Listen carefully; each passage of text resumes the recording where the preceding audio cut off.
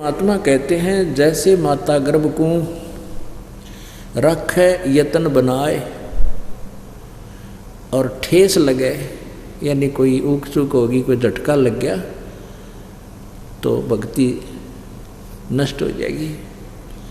ऐसे भक्ति चाहे, ऐसे तेरी भक्ति नुकसान नष्ट हो जाएगी यदि आपने लापरवाही कर दी है। मर्यादा का इतना पालन करना चाहिए जैसे सीता जी को श्री राम ने, सीता जी ने जब देखा कि एक मर्ग हिरण उसकी बाड़ी को तोड़ रहा है, देखा तो वो तो सोने का है, सर्व सोने का हिरण। देख जब बुद्धि भ्रष्ट हो जाती है ना, उल्टे दिन लग गए, इतनी भी समझ में ना आई सीता जी के कि सोने के मर्ग होया करें कदे, सारा सोने का मर्ग। तो वो माया वही मर्ग था, उसका रावण का मामा मारीच वो लीला कर रहा था, सीता को उठवाने का यत्न था।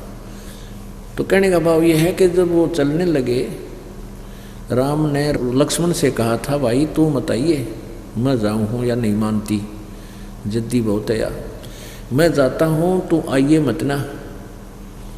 नो बोला मैं आऊँ तक को नहीं, पर या मुझे आदेश देगी तो मैं क्या करूँ, तो यूँ करिए इसके चारों तरफ ये मंत्र बोल कर और एक रेखा खींचाइए। पहले तो ये कोशिश करिए ना आना, यहाँ जंगल का काम है, सब समस्या हो जाती। ऐसा ही हुआ। फिर कहने का भाव ये कि लक्ष्मण ने भी जाना पड़ गया, उसी के कुबोल बोलने तय। सीता ने बोली तू तेरा भाई मार गया किसी ने, और वो ऊपर आवाज़ लगा रहा है हे राम हाय मर गया, और तू जाना नहीं चाहता, तेरी नीयत में फ़र्क से हैं, तू नहीं जाना चाहता, तेरी नीयत में गड़बड़ है, यहाँ तक बोल दिया सीता ने। तब लक्ष्मण जी ने कुटिया के चारों तरफ वो मंत्र बोल के और एक रेखा खींच दी और कहा कि आप इससे बाहर मत जाना। अब उधर से रावण एक साधु का भेष बनाकर आ गया और कहा माई भिक्षा देना। सीता जी ने कहा आ जाओ महात्मा जी, ले जाओ अंदर आके, यहाँ चले जाओ। रावण जब निकट आया तो देखा वहाँ तो वो रेखा के अंदर से इतनी गजब की लपट निकली, वो 10 कदम पीछे भाग गया, ना तो फूंक देता उसको। तो रावण कहने लगा माई तुम मेरी बेइज्जती कराना चाहते हो, हैं तुमने यहाँ पर ये अग्नि रेखा खींच रखी है, आप बाहर आके दे दो, भिक्षा देनी है तो, नहीं तो तुझे ये श्राप दे दूंगा, न्यू दे दूंगा। अब सीता जी ने सोचा कि बिजली पड़े साधु संत है और एक आटा दे के फट दे वापस आ जाऊंगी। अब उठाया वो जो भिक्षा डालनी थी वो उठाकर बाहर गई, रेखा से बाहर चली गई। रावण ने तो पकड़ कर बाजू घेर ली कंधे पे और वहाँ ठोकी ठाके 9 लखे बाग में। अब उसकी तो जरा सी लगी, वो बॉडी बूझते नहीं कह गए तो बाहर मत निकलिए, वो मेंटल थोड़े ही थे। तो हम परमात्मा कहते हैं जैसे सीता ने लापरवाही करी थी, वचन नहीं माने उनके, कितनी दुर्गति अपनी भी करवा ली और गेला उनकी करवा दी।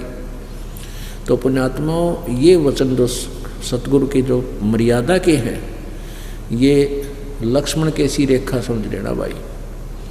यदि आपने इस भक्ति में सफल होना, नहीं तो बड़का खेलनी है। ब्रह्मा विष्णु महेश की नरेल बना रखी काल ने, आपकी तो औकात क्या है, छोटे मोटे ऋषि मैं ऋषि बने फिर, इनकी सबकी दुर्गति कर रखी है जितने भी ऋषि मैं ऋषि थे। जैसे विश्वामित्र पहले राजा था, घर त्याग बाल बच्चेदार था, घर त्याग के वैसी प्रेरणा हो जंगल में जा बैठा, खूब भक्ति करे और थोड़ा आहार करे। उधर से काल ने भेज दी एक अप्सरा, वहाँ फिर शादी कर बैठा। 6 महीने की लड़की होगी जब गेर के वह चाल पड़ी। ऋषि जी सावधानी, बस ईसाई ऋषि था तू, आया था घर छोड़ के, पकड़ तेरी लड़की ने घेर कर जाती रही। फिर वो कण्व ऋषि को देख आया जो फिर जंगल में चला गया। तो पुण्यात्मा परमात्मा के मार्ग में यदि आपने चलना है, ठीक है, यहाँ संसारिक छोटी मोटी जो आवश्यकताएं हैं आपकी, ये अवश्य पूर्ति होंगी, लेकिन वही होगी जो आपके हित में होगी। जैसे बालक छोटा सा बच्चा होता बोध, जैसे कहीं पर कोई बिजली का तार नीचे पड़े हों और उसमें कट हो, थोड़ा स्पार्किंग कर रहा हो कोई जॉइंट पे, तो छोटा बालक आतिशबाजी समझ के एक अच्छी वस्तु जानकर घिसड़ के धीरे धीरे जाके और उसको पकड़ लेता है, पकड़ते ही मौत को प्राप्त हो जाता है। और वो बच्चा जब उसकी डिमांड कर रहा है उस स्पार्किंग वाले तार की और माता पिता देख लेता है तो उसको तुरंत उठा लेता है, हाय मेरा बेटा, बेटी मर जाएगी, बेटा मरेगा, और वो रोता है, हाय उधर उधर भागता है, रोता है, उसको पकड़ना चाहता है, लेकिन माता पिता उसके रोने की परवाह नहीं करेंगे, रोता रहेगा, उसकी जान बचाना अनिवार्य है। ऐसे ही आप जी कुछ ऐसी डिमांड भी कर लेते हो जो भविष्य में आपके लिए हानिकारक होगी, मालिक नहीं देगा। आप भक्ति करियो चाहे ना करियो, क्योंकि परमात्मा ने हमारे बहुत दूर तक का ज्ञान है, आप जी ने अपना यहीं तक का ज्ञान है। तो ऐसे परमात्मा के ऑपरेशन में आप जी ने कोई ऑब्जेक्शन नहीं होना चाहिए। आप जी के संस्कारों को लेस करना है, खत्म करना है। जैसे किसी के बच्चा बालक नहीं होता और फिर परमात्मा का नाम लेने से बच्चा यानी गर्भ रहा और फिर वो खराब हो गया, ऐसा दास ने काफ़ी केस देखे हैं इस भक्ति मार्ग के लाइफ में। तो कहते जी आपकी दया से रजा हुई थी कबीर पंदी छोड़ की कृपा से, लेकिन खराब हो गया बालक। हम यही कहते हैं बेटी कोई बात ना, फिर दया करेंगे दाता, जो करते हैं परमात्मा ठीक करते हैं। लेकिन एक दो ऐसे गड़बड़ हो जाती है तो उनका दिल टूट जाता है कि यहाँ भी हमें कुछ लाभ मिला को नहीं। परमात्मा कहते हैं धीरे धीरे रेमना, धीरे सब कुछ हो, माली सींचे सौ बरारी तुम्हें फल हो। इसका एक कारण ये भी होता है कि परमात्मा आपके संस्कारों में परिवर्तन करेगा। आज मैं दिखा दूँ, आपने कम से कम भी 60% लड़कियां के सताए हुए आदमी आते। एक तक मेरा बेटा दारू पीवे है, कोई नो दुखी करे है, कोई ऐसा कर रहा है, कोई ऐसा जेल में पड़ा है, कोई कुछ कर रहा है, और कोई कहे मन पीटे है। एक तो बूढ़ा रो खड़ा खड़ा ने बोला घर ना जाऊँ, वहाँ क्यों छोरा मारे है, अरे तरह के जो भैया। तो पुण्यात्माओं, परमात्मा तुम्हारे संस्कार ठीक करेगा। ऐसी कोई निकम्मी संस्कार का कोई ऐसा बीच में आने वाला होगा, उसको आप ही सेट कर रहे हैं। एक जींद में बहन रहा करती, उसने नाम ले लिया, उसकी पुत्र वधू के एक लड़की थी और कई वर्ष हो गए थे उन बालक ना हो थे, वो ऐसे ही गर्भ खराब हो जाता, और उन दोनों ने फिर नाम भी ले लिया। नाम लेने के बाद भी उस पुत्र वधू का 1-2 बालक खराब हो गया। तो फिर वो इधर उधर भी धक्के खाए, फिर भी नहीं बात बड़ी, फिर दोबारा उपदेश लिया उसने, लड़की ने। उसकी माँ, उसकी सास तो बिल्कुल पक्की लगी रही, लेकिन उस पुत्र वधू का विश्वास थोड़ा था। तो क्या हुआ, 2 गर्भ खराब हो चुके थे नाम ले पीछे, और तीसरा फिर कृपा हुई, रजा हुई मालिक की, उसका गर्भ रहा बेटी के, और वो तीसरा भी खराब हो गया। तो टक्कर मारे, रोए, बेगन कर दिया उन्हें। उनकी माँ भी आ गई, यानी उसकी पियर था, मायके था, और पूरा हो गया भी, बच्चा खराब हो गया, सारे वो आने जाने हो गए उनके। उसकी सास ने मेरे पास संदेशा भिजवाया जी ऐसे ऐसे गड़बड़ होगी, और या तो घना जी काल कर रही है, टक्कर मारे हैं, आँख सुझा ली, के फायदा हुआ, गुरु जी कहे न्यो कर दिया, न्यो कर दिया। तो शाम की बात थी, सुबह उन्होंने फ़ोन किया, मैं परसों, उसने फिर अपने घर पे हमें बुला लिया जब हम ऐसे थोड़ी सी संगत थी, घर घर जाया करते थे। उससे तीसरे दिन खाने का व्यवस्था कर दी। तो तीसरे दिन, चौथे दिन, तो अगले दिन वो क्या किया, मैंने कहा, उसने सोचा उसकी सास ने कि चल वो बच्चा तो गैस हो गया, डॉक्टरनी ने दिखा लिया। मुझ दास से बात होने के बाद मैंने कहा भी कोई बात ना, परमात्मा जो करे वो सही करे है, तुम मान्या करो, कुछ विश्वास कराया करो। पहले संगत थोड़ी थी, तो यहाँ आप इसलिए बुलाते हैं आपको, ज़्यादातर तो आप एक दूसरे से सुनकर सेट हो जाते हो, तो वहाँ उस समय ऐसा नहीं था, तो ज़्यादा ही दुखी सी हो रही थी। माँ वे भगवान जो करे ठीक कराया करे, तुम विश्वास रखो। अब उसकी सास का तो विश्वास था, पर वह बालक थी। तो डॉक्टरनी का गए तो उसने चेक किया, वो कहने लगी कौन, तीसरे दिन कहती कौन कहे बालक खराब हो गया, बालक तो न्यू का न्यू है, एज इट इज है गर्भ इसका। और फिर खुशी का ठिकाना नहीं उस बेटी का। फिर 30-34 दिन हमारी रोटी कमे खाने पर बोला यार है, बड़ी खुशी फूली फिर हमारा बेटा परमात्मा जो करता ठीक है, हमें तो मालूम था जो मालिक करे वो सही करे, पर तेरा विश्वास नहीं था ना जी, पक्का विश्वास हो गया। मैं तो कभी पक्की जच गई, मेरा भगवान पूर्ण है कबीर जी, माँ ठीक बेटा, हम ये चाहवा थे कि थारा विश्वास बने। अब 3 उनका तो चाह था ना बेटे का, 3 महीना पाछे फिर चेक करा लिया, छोरी पाई, फिर रोवे भाई मत इसने गर्भपात कराऊंगी नो कराऊंगी। लेकिन उनको हमने बता, ज्ञान से परिचित थी उसकी सास ने बोली खबरदार जैसा पाप कराया है। तो अब पुण्यात्माओं, वो फिर उसने नहीं ऐसा गलती की, मालिक की दया से वो लड़की हुई, फिर आगे फिर लड़का हो गया, तो विश्वास रखा उसने। अब देखो हमारी तो ऐसी बूंदी आदत से, जैसे ऊँट होता ना, ऊँट पे सामान धरे, कोई सामान लाद्या करे ना, जब और तारे जब भी यानी वजन धर रहे हैं जब तक ठीक रोए, और तारे जब भी करे हो, यानी उसको कम कर रहा है उसके वजन को, फिर भी तो हमारी इसी आदत बन गई ऊँट के सी। परमात्मा जैसे अपने हिसाब से ऑपरेशन कर रहा था, उसने केला गए 1 सेकंड में के कर दे। उसने इनकी स्थिति देख करके अपनी आत्मा को ले लिया था, लड़की थी गर्भ में, और इसने हाहाकार मचाई, तो फिर ले बेटी, वह लड़की दे दी। और फिर नो रो आए मत, इसने गर्भपात कराऊंगी मारूंगी या नीच कहेंगी। तो कहने का भाव यह है कि भगवान अपने हिसाब से ऑपरेशन करता है, वजन कम करता है जब भी रोए ऊँट की तरह, और धरे जब भी रो तुम। तो इस तरह हमने राज्य रमता राम की रजा धरे जो शीस, और दास गरीब दरस परस 30 बैठे जगदीश। मालिक की रजा में राजी रहे, जो कर तू रखे दाता। बालक से हमारी सोच तो एक जीव जैसी है, और उसने हमें इसे बुढ़े झंझट से पार निकालना है, सतलोक लेके चलना है, कोई बालका का खेल है। तो इसको आप एक सिंपल सी बात मत समझो, बहुत सावधानी की आवश्यकता है। अब जो प्रसंग चल रहा था, इस सृष्टि में कोई जीव सुखी नहीं। परमात्मा ने बताया है कि उदय अस्त की बात करते हैं, मन सब का किया विवेका हो।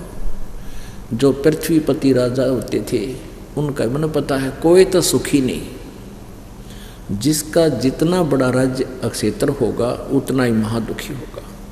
100 चिंताएं, कितना अकाल पड़ गया, कितना और पंगा पै रहा है, कितने हाहाकार माच रही है, कितने कोई धरने दे रहा है, कोई कुछ कर रहा है। लेकिन हमारा जो सुख के नापने का पैमाना वो खराब है, गलत है।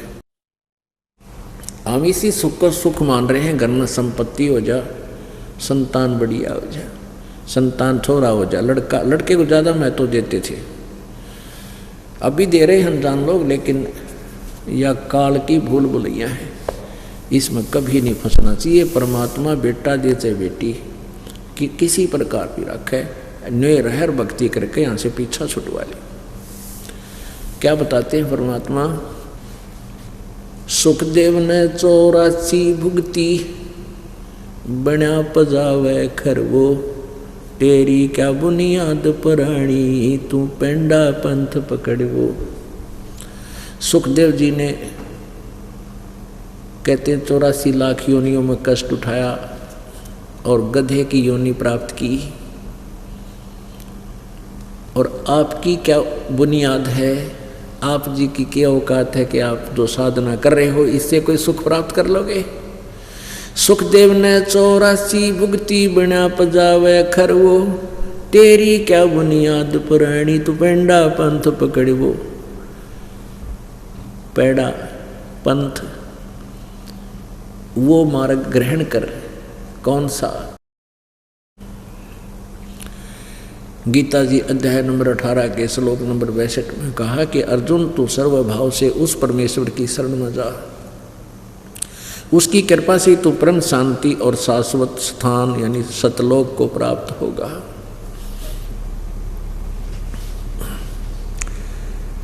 पुण्यात्माओं, परमात्मा का पाना कोई कठिन बात नहीं है। ये विश्वास होना कि हम जो मार्ग ग्रहण किया है, जो भक्ति विधि हमें प्राप्त है, ये श्रेष्ठ है। और इस मार्ग को, इस भक्ति की विधि को आपके हृदय में और इस तत्व ज्ञान को हृदय में जचाने के लिए ये सारा प्रयत्न हो रहा है। नहीं तो 2 अक्षर की बात थी। यदि ये बीच में ये अज्ञानी संत ऋषि महर्षि, ये नकली कबीरपंथी बिना कबीरपंथी, ये राधा स्वामी बिना राधा स्वामी, दर्दन सतगुरु, ये सारे पथ भ्रष्ट हैं, ये दिग्भ्रष्ट हैं। इनका यथार्थ ज्ञान ना यथार्थ भक्ति मार्ग है। अब ये कड़वी जो सत्य है ये अलग में उतरती कोई ना, गले ना उतरती सबके, अरे या उतरे पार पड़ेगी। ये कुनीन है पुण्यात्माओं, या खानी पड़ेगी आपने। आपका दीर्घ रोग हो रहा है मलेरिया, और यह खानी पड़ेगी, इसके खाने से लाभ होगा। तो कहने का भाव यह कि अगर ये बीच में इन टांग ना अड़ा रखी होती या भक्ति खराब ना कर रखी होती तो भगवान आए थे 600 साल पहले। यही ज्ञान वो पुरुष में देते थे जो दास आज आपके समक्ष रूबरू करा रहा है। लेकिन इन नकली संतों ने, ऋषियों ने, महर्षियों ने उस परमेश्वर की इस बात को ऊपर नहीं आने दिया। इतना कहते, इतना कह करके कबीर अशिक्षित है, ये संस्कृत भाषा नहीं जानता। और ये ब्राह्मण लोग, ऋषि महर्षि को चाहे ब्राह्मण को, ये संस्कृत भाषा जानते हैं।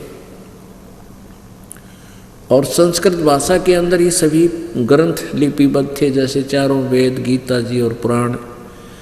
तो इस बात जो परमात्मा अपने सच्चिदानंद घन ब्रह्म की वाणी में सिंपल लैंग्वेज में वो ज्ञान बोल कर लिपिबद्ध करा के गए थे, और उसमें भी कहा करते थे कि तुम कौन राम का जपते जापम, तात कटे ना तीनू तापम। तुम किस राम का, किस भगवान की भक्ति करते हो जिससे तुम्हारे 3 ताप भी नष्ट नहीं हो सकते।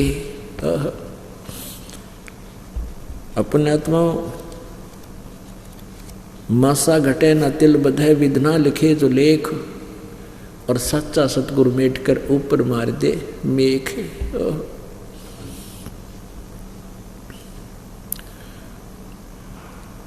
कि आप जी के भाग्य में कोई दुख है, 3 ताप का दुख तो सबसे निम्न होता है, छोटा होता है, वो भी ब्रह्मा विष्णु महेश से नहीं कट सकता। जैसे गीता जी अध्याय नंबर 2 के श्लोक नंबर 37-38 में अर्जुन से ये गीता ज्ञानदाता ब्रह्म बोल रहा है कि अर्जुन तू युद्ध कर ले और तुझे लाभ हानि को छोड़कर तू युद्ध कर ले, तुझे पाप नहीं लगेंगे। फिर तुरंत ही कह रहा है कि अर्जुन यदि युद्ध में मारा गया तो स्वर्ग प्राप्ति होगी, और यदि युद्ध में जीत गया तो पृथ्वी का राज का आनंद लेगा, तेरे दोनों हाथों में लड्डू। फिर क्या होता है कि महाभारत का युद्ध समाप्त हो जाता है, पांडव विजयी हो जाते हैं, कौरव पराजित हो जाते हैं। युधिष्ठिर को राजगद्दी पर बैठा दिया जाता है। युधिष्ठिर जी को भयंकर स्वप्न आने शुरू हो जाते हैं, जैसे कोई कटे हुए सिर के व्यक्ति घर में घुस रहे हैं, हाहाकार मच रही है, भयंकर आकृतियाँ दिखाई देती हैं, जैसे कोई मार रहा है, काट रहा है। मैंने जैसे अपनी चूड़ियाँ फोड़ रही हैं और कह रही हैं कि हे अन्यायी, इतने मेरे पतियों का हमारे सुहाग उजाड़ दिए, तुझे क्या मिल गया ये ऐसा विनाश करके, अब तो चैन से राज कर रहा है। इस तरह की उसको ये भयंकर शोपन और भयंकर आकृतियाँ दिखाई देने लगी। वो भूत दिखने लग गई युधिष्ठिर ने, कहने की बात सीधी सी। उसके समाधान के लिए श्री कृष्ण जी के पास गए। श्री कृष्ण जी ने कहा कि तुमने जो युद्ध में बंधुघात किया है, जो पाप करे हैं, अपने रिश्तेदार मार दिए, भाई काट डाले, वो आत्माएं तुम्हें सता रही हैं। ये 3 ताप के अंदर दुख है। उसके लिए क्या बताया कि एक अश्वमेघ यज्ञ करो और उसमें करोड़ों सभी पृथ्वी के तो पहले तकरीबन सभी भक्ति करा करते, चाहे कोई किसी जाति में जब से था, सभी भगवान की भक्ति करते थे। और पहले जैसे गांव में जैसे किसी का शादी होती थी ना, और गांव में प्रत्येक घर से एक आदमी का न्योता दिया करते कि हमारा जीवन आइयो, क्योंकि सभी पहले भक्ति करते थे। और वो भक्ति वाले व्यक्ति किसी एक व्यक्ति का आहार करते हैं तो उनको पुण्य मिलता है भक्तों के अन्न खिलाने का। वो यज्ञ होती थी, बेटी या बेटे के ब्याह में ऐसी इस प्रकार का हवन यज्ञ, इस प्रकार के यज्ञ करते थे, धार्मिक यज्ञ करते थे, हवन भी करते थे ऐसे।